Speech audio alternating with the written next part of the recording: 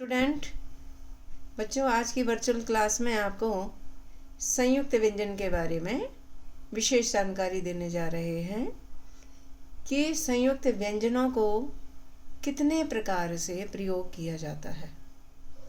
पहला, दो व्यंजनों का संयोग जो साधारण है कि दो व्यंजन आपस में जुड़े हुए हैं, जैसे प्यारा, पुस्तक, वार, ये व्यंजन आपस में जुड़े हुए हैं जो साधारण है। इसके बाद है अल्पप्राण और महाप्राण का संयोग। अल्पप्राण और महाप्राण व्यंजन में पहला अल्पप्राण दूसरे महाप्राण वर्ण से जुड़ता है, जैसे मक्खन, का अल्पप्राण, खा महाप्राण। इसी तरह से तीसरा अल्पप्राण चौथे महाप्राण वर्ण से जुड़ता है, जैसे गड्ढा, डा और ढा। ये तीसरा वर्ण है और ये चौथा है, यानी पहला दूसरे के साथ और तीसरा चौथे के साथ जुड़ता है। अल्पप्राण महाप्राण का संयोग होता है। अब शा के साथ टा, ठा, ना का संयोग, यानी शा के साथ आपको टा भी जोड़ना है, तो हमने लिख दिया कष्ट।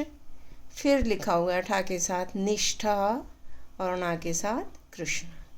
अब इसके बाद आपके दिए गए द्वितीय व्यंजन, यानी दो व्यंजन एक साथ आपके आए हुए हैं, जैसे पक्का, अन्न, सच्चा। द्वितीय व्यंजन कौन से व्यंजन है?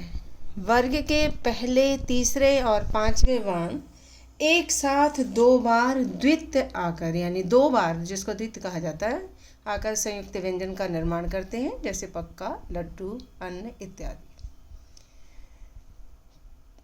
उत्तर नंबर 12 जो मैंने आपको पहले समझाया हुआ था, दो व्यंजनों का संयोग, आपको ये स्वयं करना है।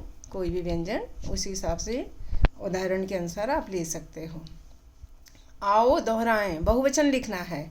फुलझड़ी का फुलझड़ियाँ, पतंग का पतंगें, जलधारा जलधाराएं, बादल में बादलों में, चेहरे पर चेहरों पर, रंग के रंगों के। ये देखिए इनमें कारक लगे हुए हैं, इसलिए यहाँ पर ओ का प्रयोग हुआ है, और यहाँ कारक नहीं है तो देखिए यहाँ पर झाड़ियाँ, पतंगें, धाराएं, इस तरह से लिखा हुआ है।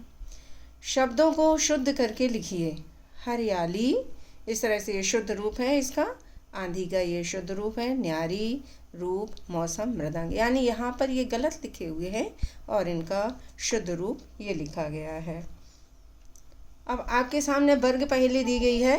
वर्ग पहेली में से जैसे हमने ये यहाँ से लिया है मधु, मधु, इसको सर्कल करेंगे और ये लिखा गया। इसी तरह से लिखा है बादल, तो ये बादल आपको इस तरह से लिखना है।